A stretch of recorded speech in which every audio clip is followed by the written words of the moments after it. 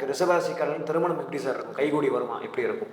ரிஷபராசி என்பது நீண்ட காலமா திருமணம் ஆகாதவர்களுக்கு கண்டிப்பா 2025ஆம் ஆண்டுல திருமணம் ஆகியே தீரும். நிறைய பேர் சொல்லுவாங்க, சார் எனக்கு ராகு தோஷம் இருக்கு, எனக்கு செவ்வாய் தோஷம் இருக்கு, அதனால நாங்கள் பரிகாரம்லாம் பண்ணோம், ஆனாலும் திருமணம் ஆகலன்னு சொல்லக்கூடிய ஒரு நண்பர்களுக்கு இந்த வருஷம் கண்டிப்பா திருமண யோகத்தை இந்த குரு பகவான் கண்டிப்பா கொடுக்க போறார்.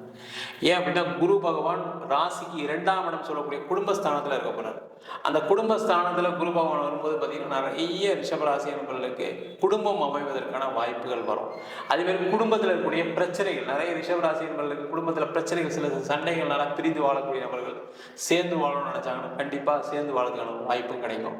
குடும்பத்தில் அம்மா அப்பாவுடைய உறவுகள், கூட பிறந்தவங்களுடைய உறவுகள் எல்லாமே இந்த வருஷம் சிறப்பாக இருக்கிறதுக்கான சான்சஸ் உண்டு.